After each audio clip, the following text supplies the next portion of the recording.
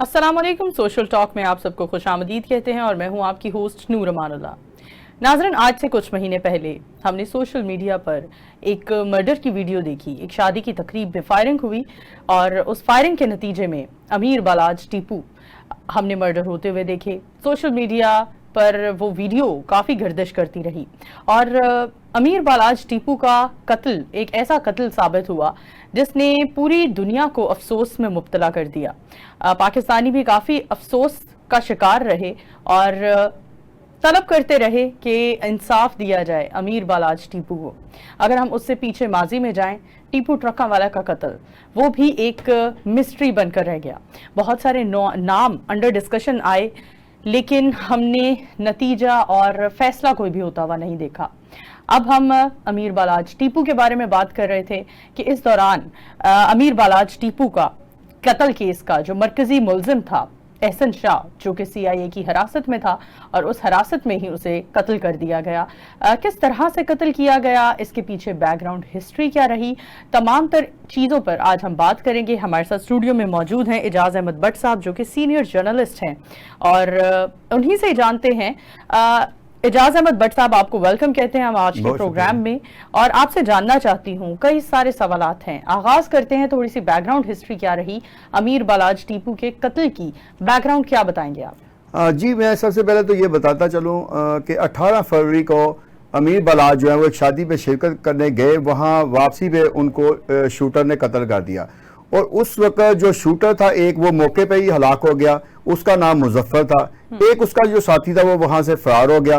इस दौरान अमीर बालाज को अस्पताल ले जाया गया, लेकिन वो वहां जान बहक हो गए। इसकी तफ्तीश जो है CIA के पास आई। CIA ने जब इसकी जिसको अब आजकल ऑर्गेनाइज्ड क्राइम कहा जाता है, ऑर्गेनाइज्ड क्राइम यूनिट, तो CIA के जो अफसरान हैं उनके DIG जो है इमरान किश्वर, वो भी इसमें लगे रहे, आफ्ताब फुलरवान और दूसरे जो फुरकान SP हैं ये भी लगे रहे। तो सारी तफ्तीश के दौरान सामने ये आया कि उस वक्त जब ये मुल्ज़म जो मुजफ्फर था वो वहां पहुंचा तो उसका एक साथ एक और शूटर था जिसको बाद में पकड़ा गया, तो उसका नाम अयाज था। इसके अलावा इनमें एक और मुल्ज़म था अली असगर पठान, उसको भी पकड़ लिया गया। इस दौरान जब शुरू में इसको इन सबको पकड़ने का वजूहात जो बनी वो एहसन शाह था। एहसन शाह उस वक्त सऊदीया गया हुआ था और सऊदीया से उसने राब्ता किया बालाज से और बालाज की सारी इंफॉर्मेशन लेके गोगी भट्ट और तीफी भट्ट जो ग्रुप है उनको पहुंचा दी। उन्होंने फिर ये 2 शूटर अरेंज किए जिन्होंने ये वाकया किया। इस वाकया में मजीद जब उस वक्त मजीद इंकशाफात हुए कि ये शूटर उस वक्त एक और शूटर भी रखा गया था कि जिसकी अगर पहला शूटर नाकाम होता है तो दूसरा शूटर जो उसको उस वारदात को कंप्लीट करेगा। जब पुलिस ने इन मुल्जिमों को पकड़ लिया तो पता चला कि इनका एक और टोलर का था बिलाल, उसको पकड़ लिया और उस वक्त जो बाहर गाड़ी इनकी खड़ी थी उसका एक ड्राइवर था हसनैन, उसको भी पुलिस ने गिरफ्तार कर लिया।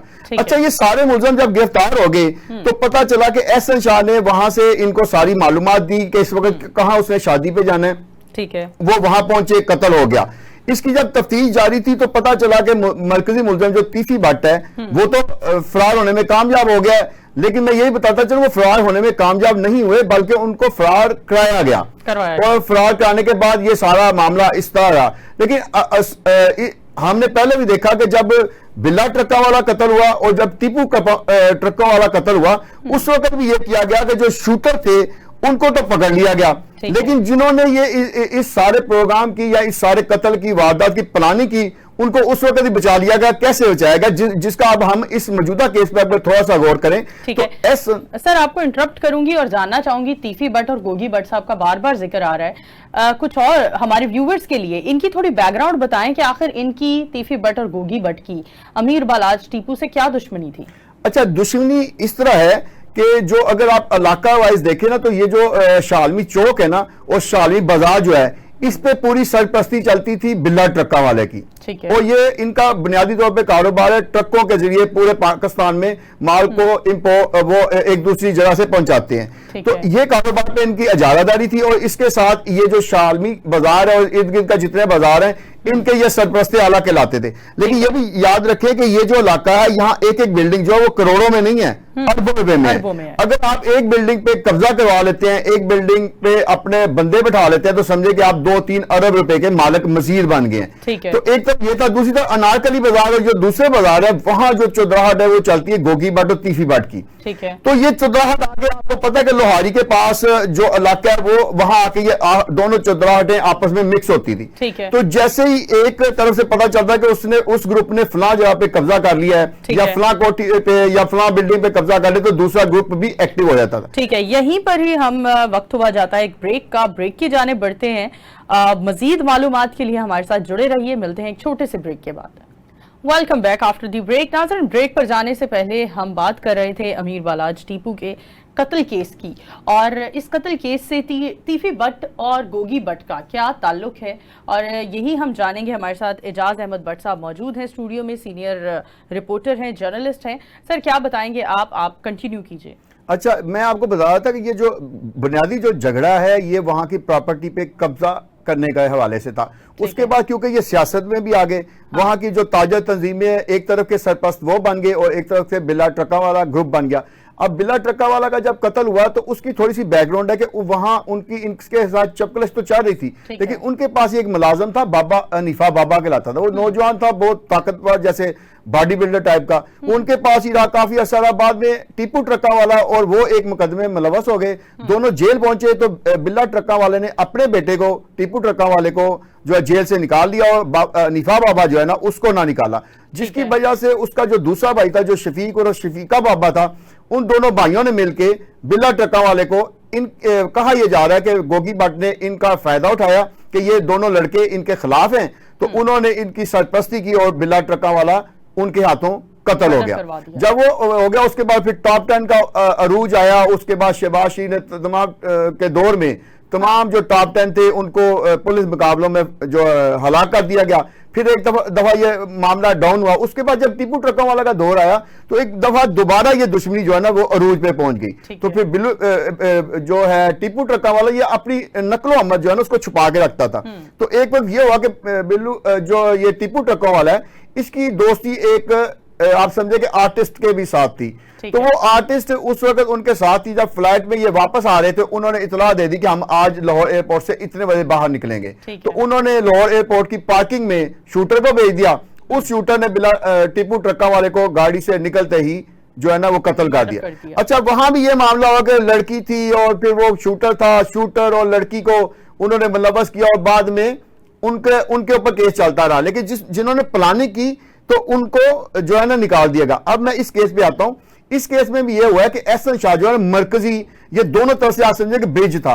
ये ऐसा ब्रिज था जिसने बताना था अदालत में कि ये जब बलाज से मेरा क्या ताल्लुक था, मेरी उससे कितने 20 साल से 15 साल से दोस्ती थी, और मुझे टीपू गोगी भट्ट ने कैसे हायर किया। उसने फिर अपने एक दोस्त जो मलक सुहेल है उसको मेरे पास भेजा और फिर मैंने ये इनको जो है ना आगे फॉरवर्ड किया और उस वजह से वो हलाकत हुई।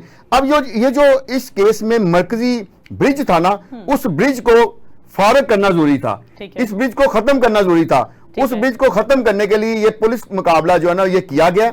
और इस हवाले से मैं आपको बताता चलूं कि ये जो लड़का एहसन शाह है इसकी वालदा ने भी पुलिस के खिलाफ इल्जाम लगाए हैं कि पुलिस ने मेरे बेटे को कत्ल करने का 2-3 दिन पहले इरादा कर लिया था। मेरे बेटे से जब बात हुई तो उसने कहा कि मामा मुझे बचा लो, ये लोग मुझे कत्ल कर देंगे। अच्छा, अगर हम माजी में जाएं बालाज के कत्ल के टाइम पर कि उस वक्त उस दौर की बात करें तो बताया जा रहा था कि एहसन शाह ने 50 लाख रुपए लिए थे और अपोजिट पार्टी से, तो ये इसमें कितनी सदाकत है? अच्छा, ये मामला ऐसे है कि एहसन शाह को जब पकड़ा गया तो उसने कहा कि मुझे ये तकरीबन डील तो करोड़ों की थी, तो इब्तदाई तौर पे उन्होंने मुझे 50 लाख दिए थे। लेकिन पुलिस ने बाद में जब रिकवरी की कि हमने उसके घर छापा मारा तो हमें 25 लाख मिले। लेकिन वो जो 25 लाख है उसके बारे में भी जब हमने अंदर से इतला ली तो जराए ने जो अंदर से पुलिस के जराए हैं उन्होंने कहा कि पैसे पूरे नहीं मिले थे। तो पुलिस को क्योंकि ये होता है कि कानूनी मौजगाफियों को खत्म करने के लिए 25 लाख रुपया पूरा किया गया और उसके नाम से उन्होंने कहा कि ये इससे बरामदगी हो गई है, बकाया हमें मजीद बरामदगी करानी। अच्छा, ये देखिए कि बरामदगी कराने के नाम पर ही पुलिस जो है ना दोबारा से रिमांड लेती है और इस दफा भी इसको यही कहा गया कि इससे कुछ बरामदगी होनी जो शाहबाग के इलाके से होनी है, तो उसको वहां ले जाया गया और वहीं उसकी हलाकत वाकया हो गई। ठीक है सर, मैं ये भी जानना चाहती हूँ इस इस किलिंग को एक्स्ट्रा जुडिशियल किलिंग कहा जा रहा है। ये आज से पहले कितनी बार पाकिस्तान में ये किलिंग वाकया हुई है और इसको सोशल मीडिया पर तो बहुत सारे कमेंट्स आ रहे हैं कि बहुत अच्छा हुआ क्योंकि इंसाफ तो कभी मिलता नहीं है, और बहुत सारे लोगों का ये भी कहना है कि ऐसा नहीं होना चाहिए। इस किलिंग को किस तरह से एलैबोरेट करेंगे आप? अच्छा देखें, इसमें हम अगर सारे पूरे वाकया को दोबारा से जज करें ना, तो हमें यह लगता है कि जो दोस्त है उसने अपने दोस्त के कमर में खंजर घोंपा। इसको तो सारी अवाम जो है ना जस्टिफाई करने के लिए कह रही है कि एहसन शाह की हलाकत जो है ना वो दुरुस्त है, लेकिन ये नहीं देखते कि हर बार 3 नस्लों से जो क्राइम हो रहा है उस क्राइम के पीछे जो असल कल्प्रेट्स हैं, जो असल सरगना हैं, उनको सजा कब मिलेगी? जब तक असल सरगना को नहीं आएगी। एहसन शाह जैसे कैरेक्टर तो हमने टीपू ट्रक्का वाले के कत्ल में भी देखे, एहसन शाह जैसे कैरेक्टर हमने बिल्ला ट्रक्का वाले के दौर में भी देखे, और अब भी ये कैरेक्टर मौजूद है जो जिसको फायर कर देखें। वो लड़का ऐसा है कि वो टिकटॉक बनाता था, मोटरसाइकिल लेवल था, गाड़ी बहुत छोटी थी। असल जिन्होंने कत्ल करवाया वो तो लैंड क्रूजर माफिया है, तो प्राडो माफिया, वो बहुत ऊपर की लेवल पे कहते हैं। वो इतने ज्यादा मतलब इन्फ्लुएंस्ड हैं और इतने ताल्लुकात रखते हैं कि उनको अप्रोच करना पुलिस के लिए भी मुश्किल है, नामुमकिन है। नहीं, पुलिस के लिए कोई काम वैसे नामुमकिन नहीं है, लेकिन बात यह है कि अब जब आप तफ्तीश कर रहे होते हैं, इससे मैं पहले केसों पे चला जाता हूं, बिल्ला ट्रकों वाला की और टीपू ट्रकों, जब तफ्तीश हो रही तो उस दौरान ही बहुत सारी ऐसी चीजें सामने आई थी कि जो पुलिस एहलकार उनकी तफ्तीश कर रहे थे, जिन्होंने गोगी भट्ट और तीफी भट्ट को मुलजम करार देना था, उनको उससे पहले बहुत बड़ी बड़ी ऑफर्स हुई और उन्होंने कबूल कर ली, जिसके बाद वो मामला खत्म हो गए। तो जो पैसा है वो हर जगह पे हमें नजर आता है, इसलिए हमें कभी भी किसी इस तरह के बड़े केस की तफ्तीश जो है वो फाइनलाइज होती नजर नहीं आती। ठीक है। अच्छा मुझे बताइए इजाज साहब, अगर हम बलाज के कत्ल की बात करें तो वो भी अपने दोस्त की ही चलाई हुई एक पूरी इंट्रीग का शिकार हुआ, और अगर हम एहसन शाह की बात करें तो कह रहे हैं वो भी अपने दोस्तों की ही फायरिंग से हलाक हुआ है।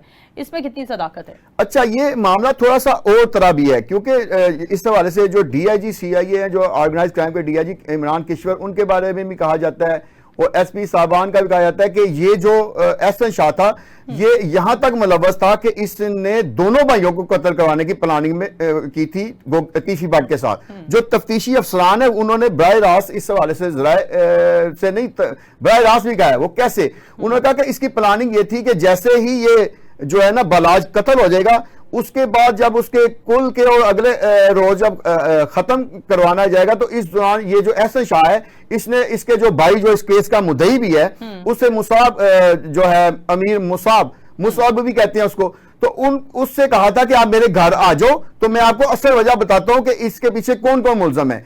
तो वो इनके जो चचा दादा लगते हैं ना अमीर बलाज के, बिच्छू पहलवान जिनको कहा जाता है, उन्होंने रोका कि नहीं बेटा अभी तुमने किसी के घर नहीं जाना, क्योंकि तुम ही अब पूरे वारस हो तो तुमने नहीं जाना। तो उन्होंने रोक लिया। अगर वो ना रोकते तो अगले दिन ये प्लानिंग भी थी कि वो जो दूसरा छोटा भाई है अमीर बलाज का, उसको भी फायरिंग से हलाक कर दिया जाना था, क्योंकि उस वक्त शूटर पकड़ा नहीं गया था। ठीक है, क्या ऐसा सोचा जा रहा है कि एहसन शाह की मर्डर के पीछे तीफी भट्ट और गोगी भट्ट ही हैं?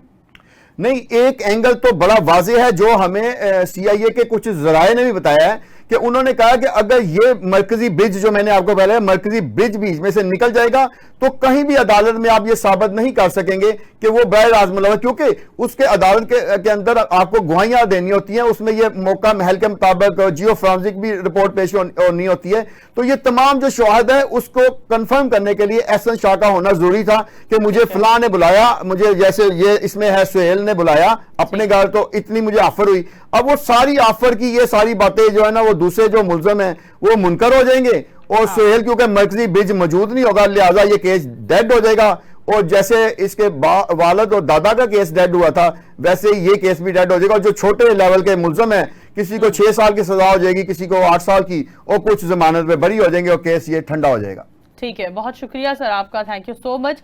जी नाजरीन, हमने आपको बलाज टीपू के मर्डर के जो एक मरकजी मुलजिम थे एहसन शाह, जिनको फायरिंग से हलाक कर दिया गया, उसकी पूरी तहकीकात हमने आपके सामने लेकर आए और उससे आपको आगाह किया। यकीनन आपने बहुत पसंद किया होगा। इसी के साथ हम ब्रेक की जाने बढ़ते हैं, हमारे साथ रहिए, मिलते हैं ब्रेक के बाद नेक्स्ट टॉपिक के साथ। To the break. नाज़रीन, अब बात करेंगे पीटीआई की मौजूदा सूरत हाल पर। अलीमा खान साहिबा खान की रिहाई में एक बड़ी रुकावट पीटीआई क़यादत को ठहराने लगी। बरस पड़ी आजम स्वाति को भी कसूरवार ठहराया। हमारे साथ टेलीफोन लाइन पर एसआर राना साहब मौजूद हैं, जो कि सीनियर एनालिस्ट हैं। इन्हीं से जानते हैं। सर, आपको वेलकम कहते हैं।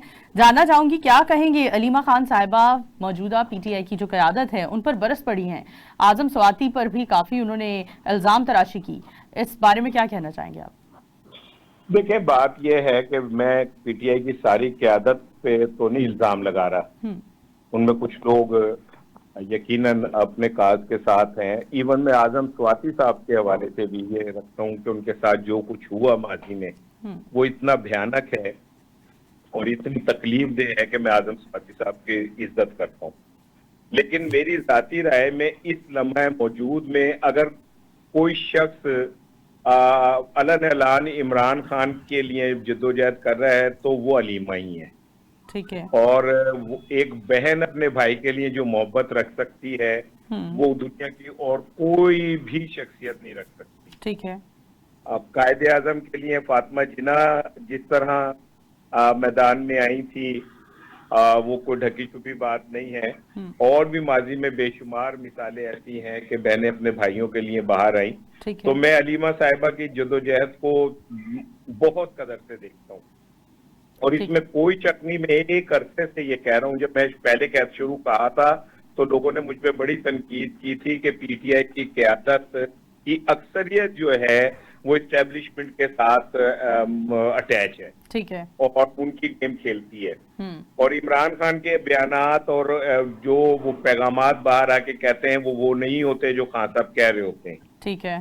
तो इसमें तो कोई दो राय नहीं है कि पीटीआई की मौजूदा क़यादत इस अहल भी नहीं है कि वो अवाम को बाहर निकाल सके। उनकी जड़ें अवाम में नहीं है। मुझे बताएं, क्या गौहर खान साहब की कोई अपना हल्का इंतखाब है? ठीक है। मुझे बताएं कि शाहीन साहब वो जो है उनका कोई अपना हल्का इंतखाब है? अवाम में उनकी क्या वो है सिवाय 2-3 लोगों के? आप ये सारे वो लोग हैं जो बहुत अच्छे सियासतदान हो सकते हैं, वकील हो सकते हैं, लेकिन अवामी लीडर नहीं है। ठीक है। पीटीआई को अब इस वक्त जरूरत है ऐसी लीडरशिप की जो मसलियतों से बाहर निकल के इमरान खान के लिए ऑल आउट जाए। और वो मुझे दूर दूर तक कोई भी नहीं नजर आ रहा, क्योंकि पाकिस्तान में ये मुमकिन ही नहीं है कि कोई बंदा सियासत करे और इस्टेब्लिशमेंट कतरी के बगैर कर ले। ठीक है। अच्छा, जलसा मुलतवी होने पर भी अलीमा साहिबा काफी गुस्से में देखी गई, इस पर क्या कहेंगे आप? उसमें देखिए दो राय हैं। खान साहब का जो अभी बयान सामने आया है और उन्होंने एक बड़े भयानक एक इल्जाम लगाया है या कह लें कि इंकिशाफ किया है, इल्जाम नहीं इंकिशाफ किया है। उनका ये कहना है कि अगर ये जलसा होता और उसमें तसादुम हो जाता और कोई एक आधा को नुकसान हो जाता तो पीटीआई पे ये मोहर लग जाती कि ये 9 मई के बाद ये एक फाशिस्ट जमात है और ये निकलती ही इदारों से टकराने के लिए है या नुकसान पहुंचाने के लिए। हालांकि मैं हैरान हूं कि यहाँ पे ऐसी जमातें भी हैं जिन्होंने नामूस रिसालत के नाम पर तहरीक चलाई और जो कुछ कर सकते थे। लाहौर में तारीखी मोटरसाइकिलें जली, इमारतें जली, गुस्ताखाना खाकों के खिलाफ जब हम बाहर निकले तो फिर इस्लामाबाद में जो कुछ भी हुआ, जिस तरह पुलिस वालों को शहीद किया गया, सब कुछ हुआ। तो ये सारा कुछ जो है ये कोई ढका छुपा नहीं, लेकिन चूंकि 9 मई पीटीआई के सर पे एक थोपा जा चुका है तो फिर बेहतर यही था कि किसी खून खराबे या बदमजगी से बचने के लिए जलसा मुलतवी कर दिया जाता। लेकिन अभी तो पार्टी शुरू हुई है। अभी इन्होंने लाहौर में जलसा करना है, एक जगह और जलसा का ऐलान किया है, तो ये पता चल जाएगा कि ये क़यादत कितनी अहल है। और इसको कहीं ना कहीं इस्टेब्लिशमेंट और इंतजामिया भी इनकी क़यादत को एक्सपोज होने से बचा रही है, क्योंकि ऐन मौके पे जलसा मुलतवी करके उनको एक शेल्टर मिल जाता है। करने में जलसा जरा पता तो चले कि ये लोग कितने वो लोगों को बाहर निकाल सकते हैं। ठीक है। कितने लोग बाहर निकल सकते हैं इनकी, उससे ये एक्सपोज हो जाएंगे। और मेरा ख्याल है मेहरबान ये नहीं चाहते कि ये एक्सपोज हो, इसलिए हर बार ये होता है कि जी जलसा मुलतवी हो गया और उन्हें एक शेल्टर मिल जाता है। सर, फाइनल क्वेश्चन पूछना चाहूंगी, खान साहब का ट्रायल मिलिट्री कोर्ट में होगा या ओपन कोर्ट में होगा? देखिए, जो बज़ाहिर हालात लग रहे हैं उसमें तो मिलिट्री कोर्ट में ही होगा। ठीक है। और जनरल फैज की गिरफ्तारी इस बात की तरफ इशारा कर रही है कि एस्टेब्लिशमेंट माफ नहीं करेगी। अगर वो अपने 4 स्टार जनरल को गिरफ्तार कर सकते हैं तो वो किसी के को भी माफी नहीं देंगे। और खान साहब का ट्रायल जो है मुझे जो है वो नजर आ रहा है कि मिलिट्री कोर्ट में होगा, लेकिन ये एक पाकिस्तान की बहुत बड़ी बदकिस्मती होगी कि पाकिस्तान का हमेशा हर दिल अजीज अवाम का जो मकबूल लीडर होता है वो क्यों ऐसे हालात का शिकार हो जाता है जिसमें उस पर गद्दारी का इल्जाम लगता है, वतन दुश्मनी का इल्जाम लगता है और ये कहा जाता है कि इसका वजूद जो है ना वो सियासत से निकाल देना चाहिए। ठीक है, ठीक है, बहुत शुक्रिया, thank you so much sir. जी नाज़रीन, एसआर राना साहब हमारे साथ मौजूद थे टेलीफोन लाइन पर और पीटीआई की मौजूदा सूरत हाल पर कई तरह के सवाल उठाए जा रहे हैं और मजीद बात करेंगे इसी मौजू पर। फिलहाल बढ़ते हैं एक ब्रेक की जानिब, हमारे साथ रहिए। Welcome back after the break. नाज़रीन, ब्रेक पर जाने से पहले हमने बात की एसआर राना साहब से और उनका तज्जिया लिया कि मौजूदा सूरत हाल में खान का ट्रायल मिलिट्री कोर्ट में होगा या ओपन कोर्ट में होगा। इसके अलावा हमने अलीमा खान साहिबा की इल्ज़ाम तराशियों को भी ज़ेर बहस लेकर आए। हमारे साथ मौजूद हैं गुलाम अब्बास हरल साहब जो कि एनालिस्ट हैं और माहिर कानून हैं, इनसे भी इसी मौजू पर बात करेंगे। सर, आपको वेलकम कहते हैं प्रोग्राम में। पहले तो जानना चाहेंगे कि जनरल फैज की गिरफ्तारी के बाद क्या देखते हैं कि खान का ट्रायल मिलिट्री कोर्ट में होगा या ओपन कोर्ट में होगा? देखिए, ये जनरल फैज साहब जो है, इनकी जब से ये गिरफ्तारी हुई है उसके बाद जो है पीटीआई जो है, मैं समझता हूँ कि उनके नजदीक घेरा जो है वो तंग किया जा रहा है। और जब आपको याद होगा कि जब जो पीटीआई का मरकज है इस्लामाबाद में, उस पे जब रेड किया इस्लामाबाद पुलिस की तरफ से और इदारों की तरफ से, तो उस वक्त का ऐसे बहुत सारे सबूत इनके हाथ आए जिसमें उन्होंने सेक्रेटरी जो इंफॉर्मेशन है इनको भी रऊफ साहब जो है इनको किया।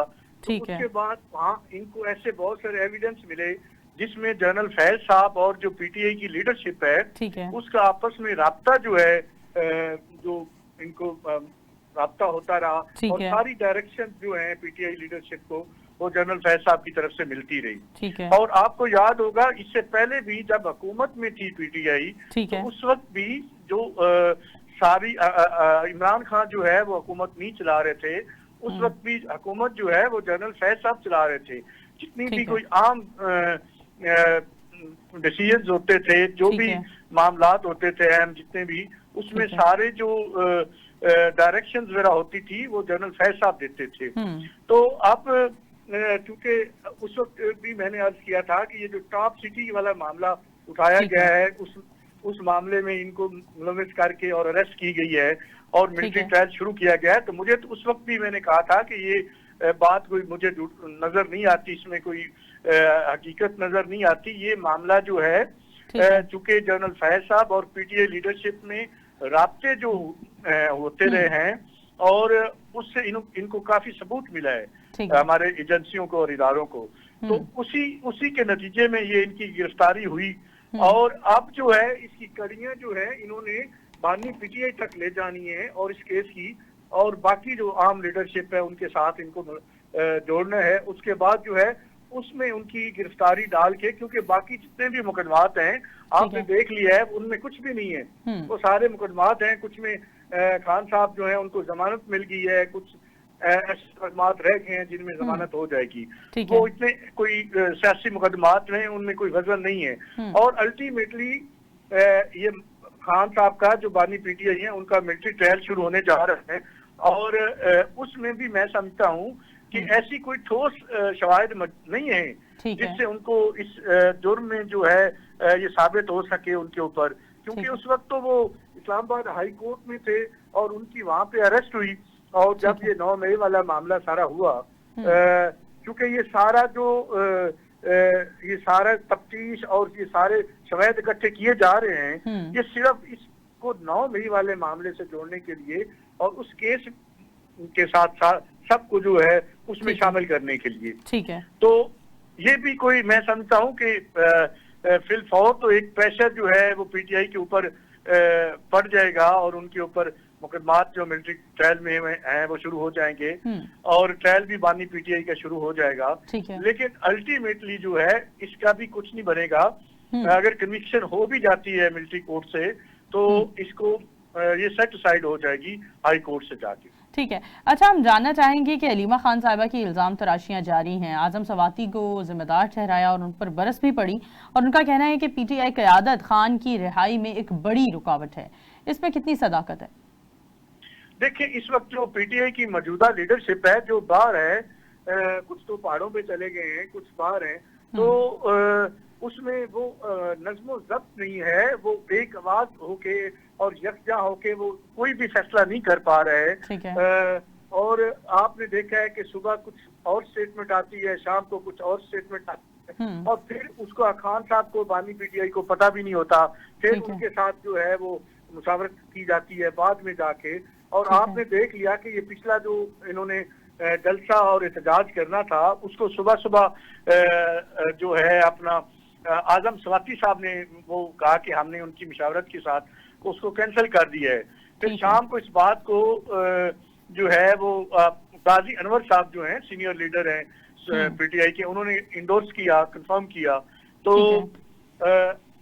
जब तक जो है इनको एक जद्दोजहद जो है प्रॉपर शुरू करनी पड़ेगी, इनको गिरफ्तारियां देनी पड़ेगी, इनको जेलों में जाना पड़ेगा, तब जाके असल इनका जो मकसद है इस वक्त जो होना चाहिए पीटीआई का, वो मकसद एक ही है कि जितने भी सियासी मुकदमात हैं बानी पीटीआई पे या वो जेल में हैं, उनको रहा करवाने के लिए और सियासी मुकदमात खत्म करवाने के लिए, ये इनका मकसद होना चाहिए। ठीक है। लेकिन मुझे तो इस सिचुएशन आउट ऑफ कंट्रोल होती हुई नजर आ रही है पीटीआई क़यादत की जानिब से।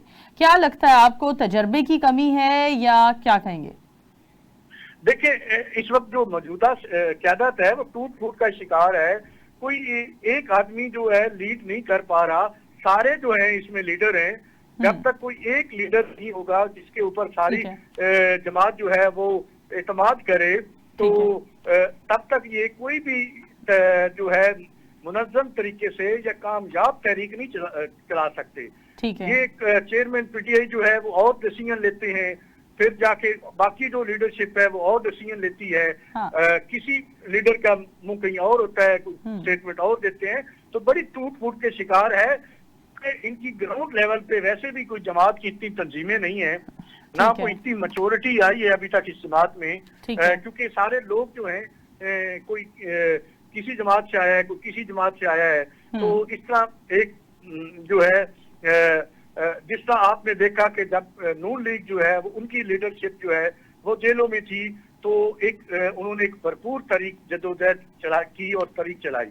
उससे पहले जो है पीपल्स पार्टी जो है उन्होंने भी जेलों में काफी वक्त गुजारा है, 10 साल जो है उनकी क़यादत में जेल में गुजारा है। लेकिन ये मौजूदा जो क़यादत है इस पीटीआई की जो है, इनके अंदर वो विजन नहीं है जो बाकी जमातों के अंदर जो या जितना नज़्मो ज़ब्त है वो मौजूदा पीटीआई के अंदर नहीं है। आल दो कि इसमें इतनी मकबूलियत जो है बानी पीटीआई की वजह से इस जमात को हासिल है, इस वक्त जो है पाकिस्तान की सबसे ज्यादा मकबूल तरीन जमात है। और सिर्फ लीडरशिप ना होने की वजह से इस तरह की कोई तहरीक जो है या मोमेंटम नहीं बन पा रहा कि इस तरह की जदोजहद शुरू कर सकें और अपने बानी पीटीआई को जो है उनके ऊपर सियासी मुकदमात खत्म करवा सकें या उनको रिहा करवा सकें। ठीक है। इस सिचुएशन में अलीमा खान साहिबा को कहाँ देख रहे हैं आप? कितनी सिंसियर है वो बानी पीटीआई के साथ? देखिए, उनका एक तो उनका भाई है, उसके साथ उनके जज्बात भी जुड़े हुए हैं, तो समटाइम वो जज्बाती बातें भी करती हैं, उसमें कोई दूसरी मजायका खेज भी नहीं है कि वो, क्योंकि उनका एक भाई होने के नाते जो है उनके जज्बात हैं, इस वजह से वो समटाइम जो है जज्बाती बातें कर जाती हैं। लेकिन जब तक इस तहरीक को प्रॉपर मुनज़्ज़म तरीके से ये नहीं शुरू करेंगे, तब तक ये कुर्बानी देने के लिए, जेलों में जाने के लिए, कोड़े खाने के लिए ये जदोजहद करनी पड़ती है। सियासी जदोजहद करनी है। अगर आपने हकीकी आज़ादी जो बानी पीटीआई कहते हैं उसके लिए आपने कोई तहरीक चलानी है, जदोजहद करनी है, तो फिर कुर्बानियां भी देनी पड़ती हैं। कोई भी जो है तहरीक जो है या कोई जदोजहद जो है या कोई भी मकसद जो है उसको हासिल करने के लिए बगैर कुर्बानियों के कुछ भी नहीं हासिल होता। आजम सवाती साहब को कहाँ देख रहे हैं, उनके बारे में क्या कहना चाहेंगे? देखिए, इस वक्त जो मसलियत का शिकार है, जितनी भी आजम सवाती समेत जितनी भी लीडरशिप है पीटीआई की, मसलत का शिकार है जब उन्हें जो है कहीं से ऐसी रुकावटें नजर आती हैं या कहीं से प्रेशर डाला जाता है उनके ऊपर कि आप जो है बेहतर है कि आप इस तहरीक को अभी ना चलाएं या निकले मत, तो फिर उससे हट जाते हैं। तो जब तक ये जो रहेंगी सारी ये लीडरशिप, तब तक ये मतलूबा जो मकासद हैं वो हासिल नहीं कर सकते। ठीक है, ठीक है, बहुत शुक्रिया, thank you so much sir आपके वक्त का।